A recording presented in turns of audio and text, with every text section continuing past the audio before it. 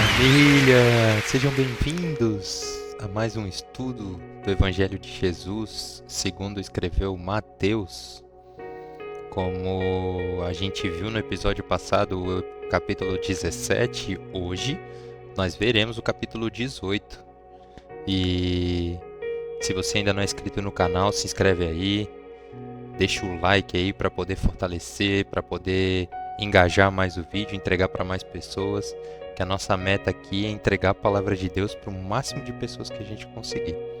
Seja muito bem-vindo, aproveita agora esse momento, tira todas as distrações, deixa as notificações no silencioso, para que a gente possa ter o melhor entendimento desse estudo.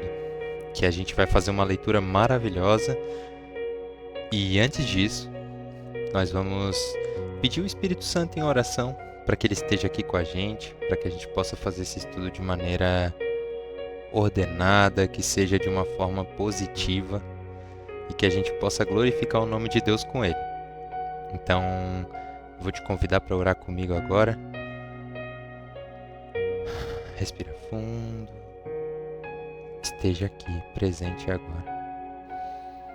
Amado Pai, que grande alegria chegar a esse momento. Que bom estar aqui te louvando, Pai. Nós queremos fazer o nosso culto racional hoje. Queremos que o Senhor derrame seu Espírito Santo para que a gente tenha o melhor entendimento do estudo, Pai. Sabemos que a Bíblia é um livro maravilhoso, tem tudo o que a gente precisa nela. Mas, para que a gente tenha acesso, é o Senhor quem tem que derramar essa bênção. Pedimos, Pai, que o Senhor interceda sobre todas as pessoas que estão se conectando com essa palavra, para que elas possam sim, Pai, reconhecer que a vida vem através de Ti e que nós precisamos Te conhecer cada vez mais para viver em abundância. Pai, ajuda a curar todos os irmãos que estão passando por dificuldades, que estão passando por provações.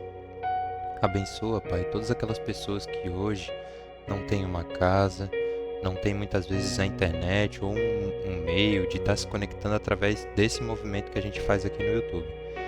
Mas permita que a gente possa levar, Pai, esse irmão que está aqui ouvindo agora, que ele possa ouvir a palavra, absorver da melhor maneira possível e praticar no dia a dia, levando isso para fora dessa telinha. Pedimos também, Pai, que o Senhor derrame seu Espírito Santo sobre todos os santos que estão glorificando o Teu nome na terra e que muitas vezes sofrem perseguições, Pai, por estar falando sobre a verdade. Queremos que o Senhor abençoe todos eles, para que a grande obra continue, Pai. A obra é grande, os trabalhadores são poucos, mas, se for da Tua vontade, multiplica esses trabalhadores, para que a gente possa ter uma grande colheita no dia da Tua vinda. Em nome de Jesus, nós Te pedimos tudo isso porque sabemos, Pai, que é através de Jesus, que é o caminho, a verdade e a vida, que nós Te conhecemos. Então permita que esse irmão que está aqui possa Te conhecer de uma maneira mais pura, mais linda e mais amorosa possível. Amém. Então vamos lá, irmãos, começar a nossa leitura do capítulo 18, que diz assim: Naquela mesma hora chegaram os discípulos ao pé de Jesus, dizendo: Quem é o maior do reino dos céus? E Jesus, chamando um menino, pôs no meio deles, e disse: Em verdade, vos digo que, se não vos converterdes e não vos fizerdes como meninos, de modo algum entrareis no reino dos céus.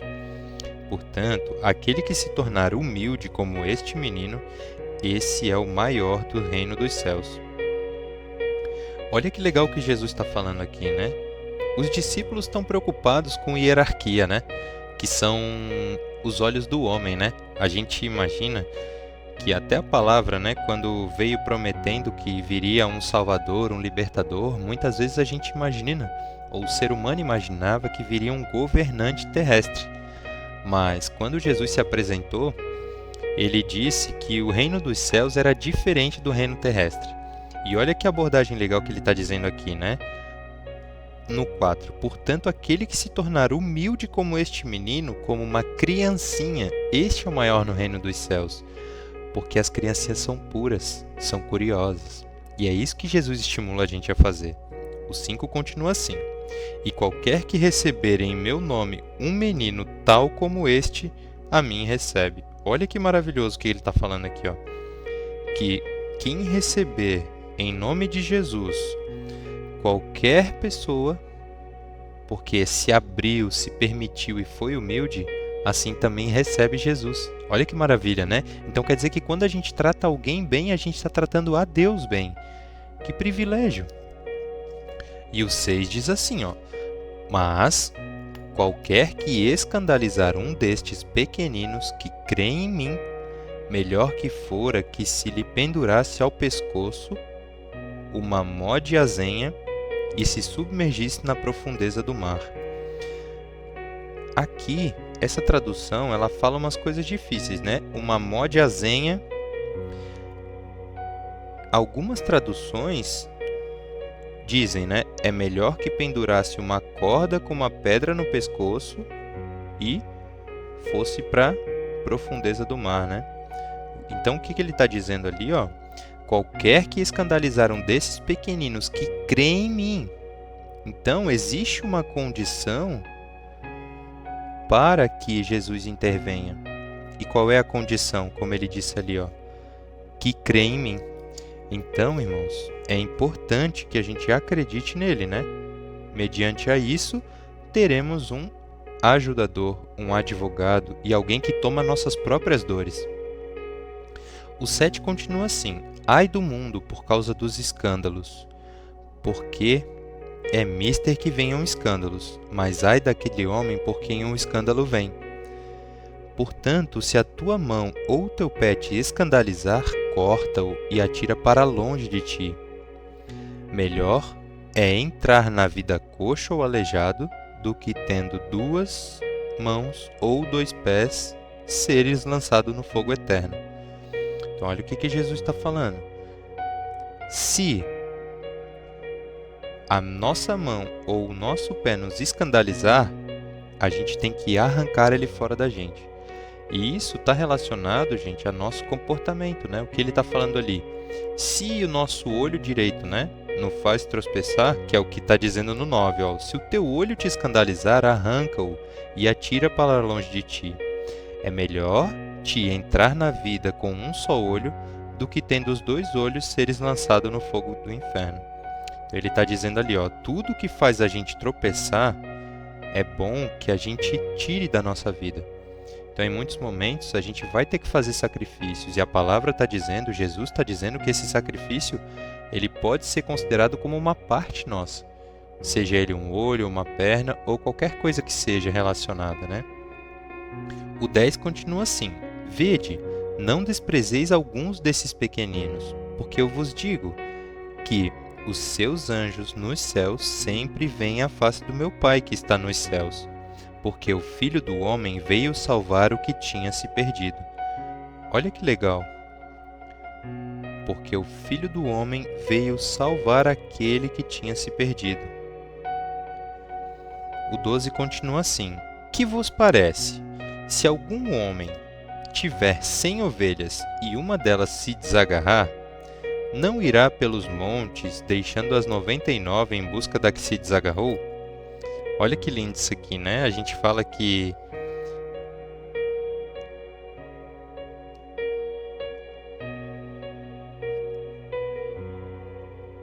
um pastor tendo 100 ovelhas, quando uma ovelha se perde, esse pastor maravilhoso, ele pode deixar as 99 no pasto e ir atrás daquela que se perdeu.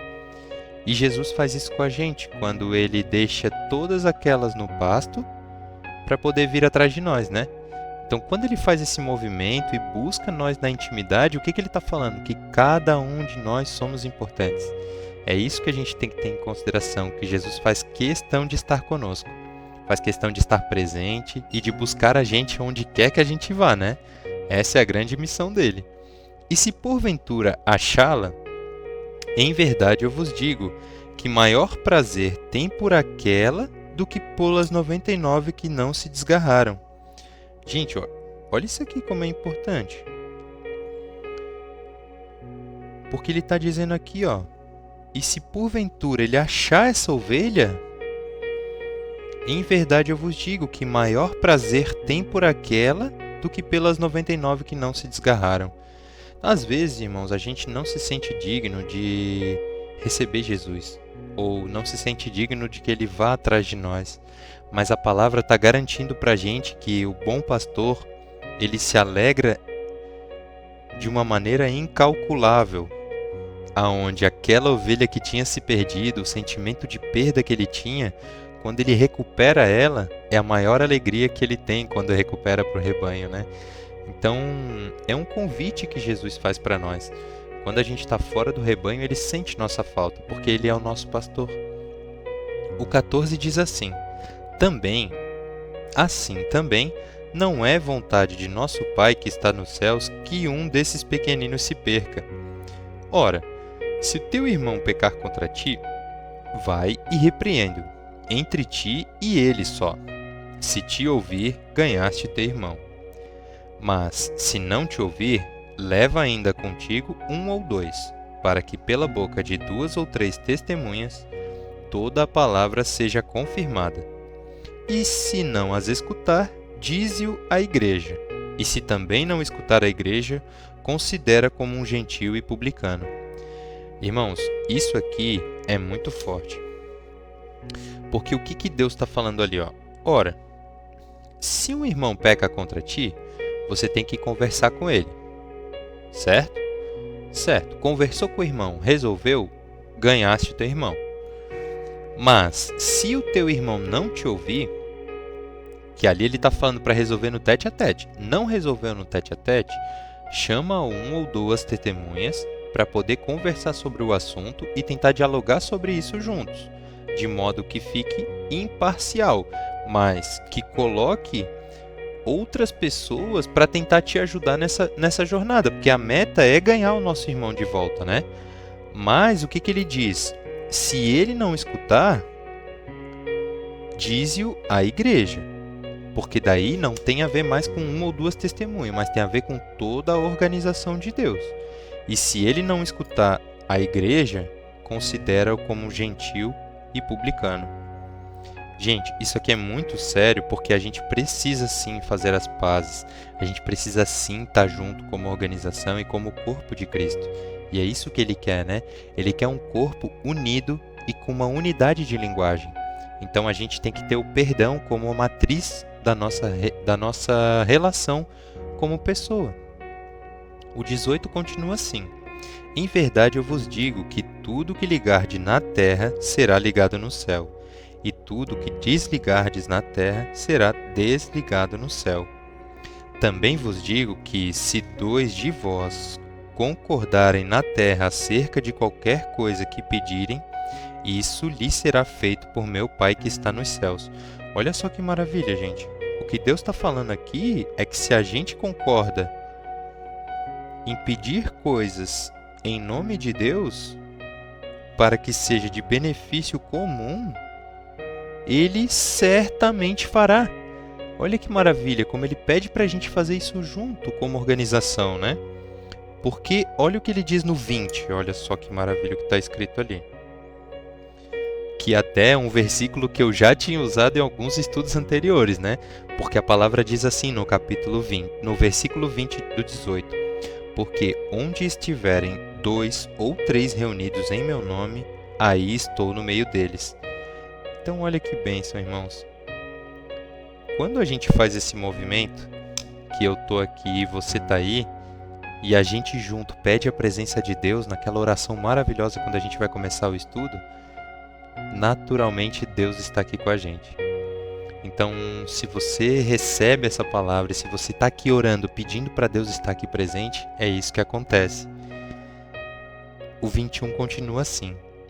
Então Pedro, aproximando-se dele, disse: Senhor, até quantas vezes pecará meu irmão contra mim e eu lhe perdoarei? Até 7? Olha que engraçado que Pedro está perguntando, porque ali ele está falando de pedir perdão e se reconciliar, né? Pedro pergunta: até quantas vezes eu devo perdoar meu irmão? 7? Mas, no 22, Jesus lhe disse: não te digo que até 7, mas até 70 vezes 7. E isso é muito forte porque o perdão não tem limite. E é isso que Deus quer falar pra gente. Não importa quantas vezes a gente se magoa e quantas vezes a gente passa por dificuldades ou que alguém chateie a gente. Se a gente reconhece no irmão que ele percebeu que errou, a gente tem que perdoar, porque isso faz parte da vontade de Deus, que todos os irmãos em união com Cristo se amem, sem guardar mágoa, sem guardar rancor, porque isso atrapalha o nosso relacionamento. No 23 diz assim: por isso o reino dos céus pode se comparar a um certo rei que quis fazer contas a um de seus servos.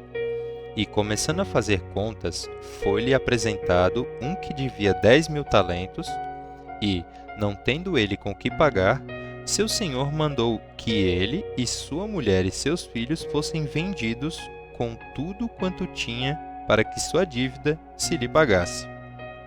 Então, esse servo, prostrando-se, reverenciava, dizendo: Senhor, seja generoso para comigo, e tudo te pagarei. Então o senhor daquele servo, movido de íntima compaixão, soltou e perdoou-lhe a dívida. Gente, olha só que poderoso isso aqui. O que a palavra está dizendo aqui no 25, no 26, ou melhor, do 24 até o 27, né? Aqui, Deus está falando para a gente perdoar até as dívidas. Porque foi o que aconteceu, né? Olha só. Um senhor tinha um que devia 10.000 talentos. E naquela época, como eles eram servos, eles também tinham esse acordo, né? De ser vendidos como escravos para poder pagar as dívidas deles, né? Porque tinham senhores que tinham propriedade das pessoas. Olha que difícil de viver assim, né, irmãos? Mas o 28 disse assim: Saindo, porém, aquele servo, encontrou um dos seus conservos que lhe devia 100 dinheiros. E, lançando mão dele, o sufocava-o, dizendo: Paga-me o que me deves. Gente, olha só que forte, porque aqui começa uma reviravolta, né?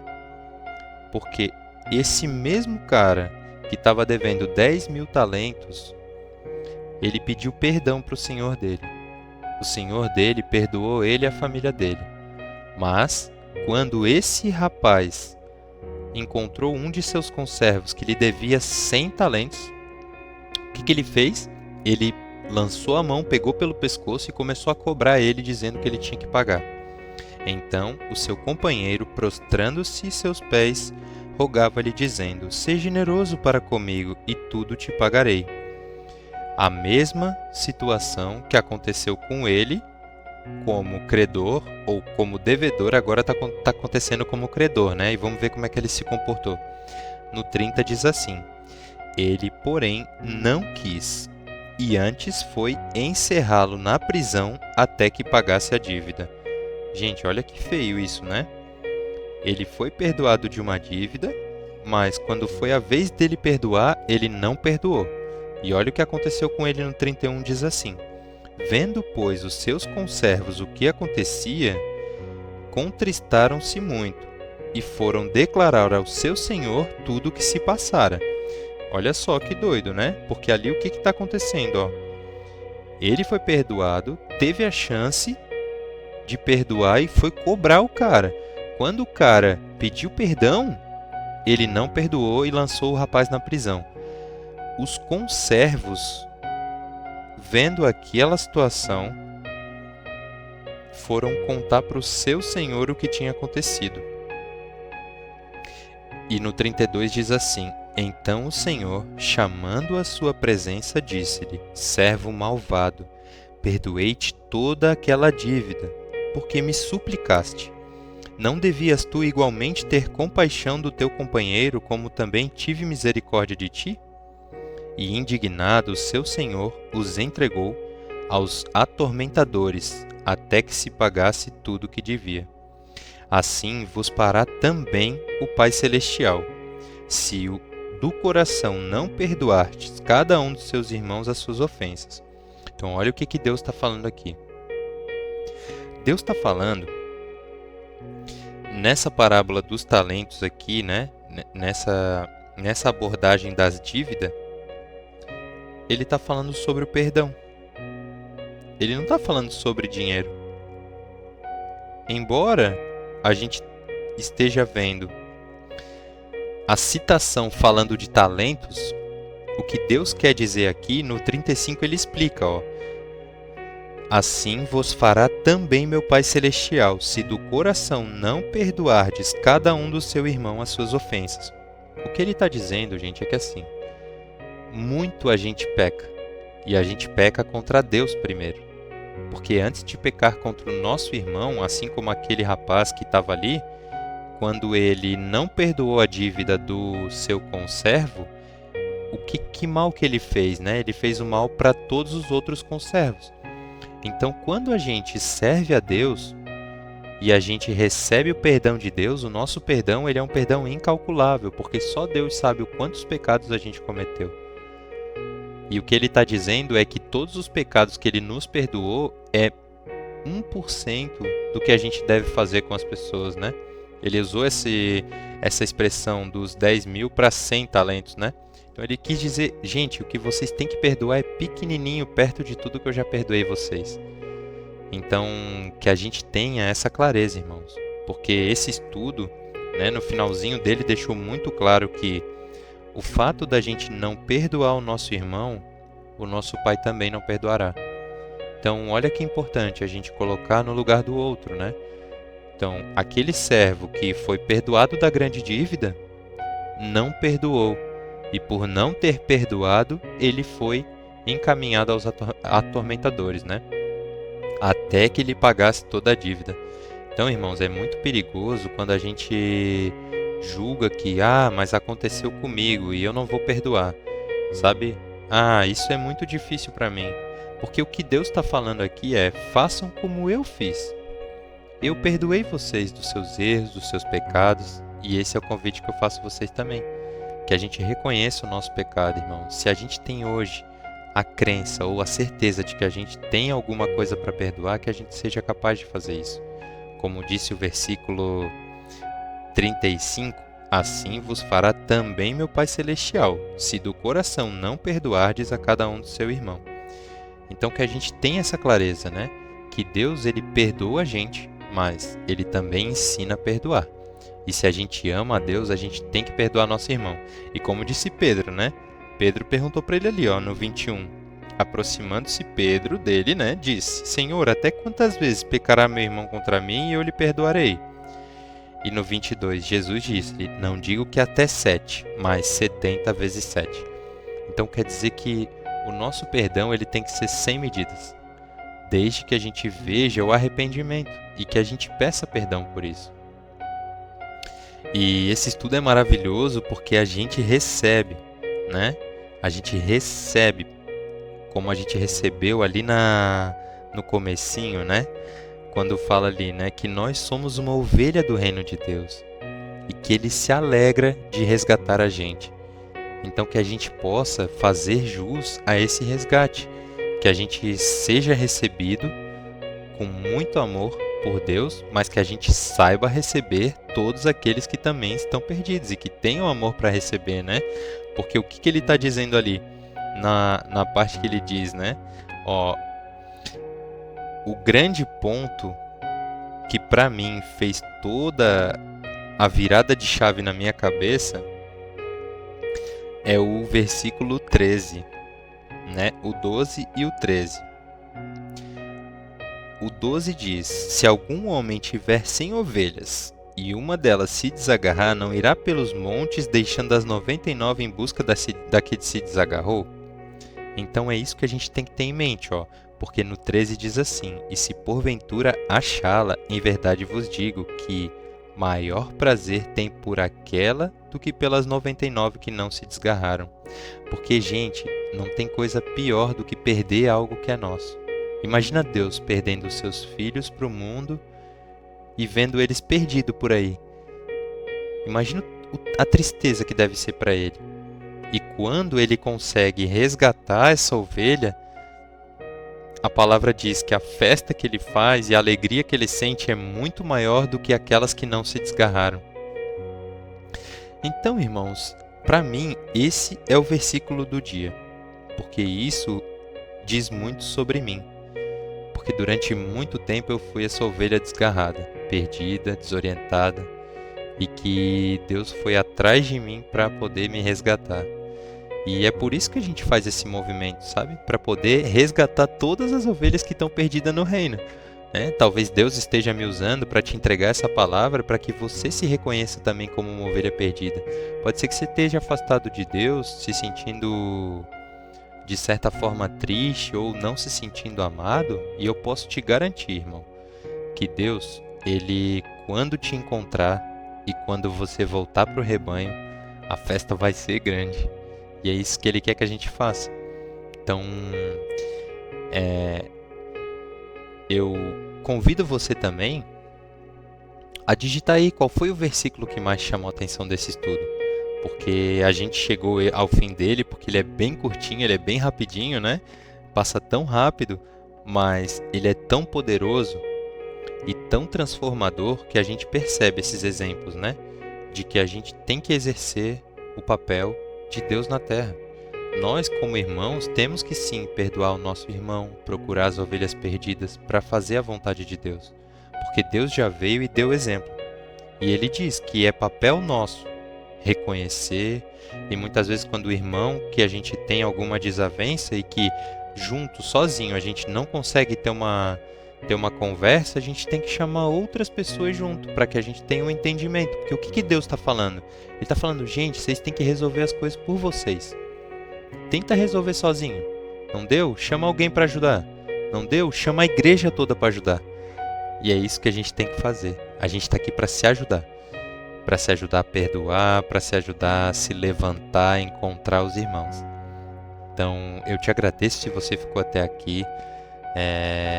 Te incentivo também a deixar nos seus comentários aquela hashtag até depois do fim, porque a gente sabe que o fim de um estudo não é o fim, né, da jornada, é o fim apenas de um capítulo, porque amanhã, se Deus quiser, tem mais. Valeu, eu vou ficando por aqui e fui!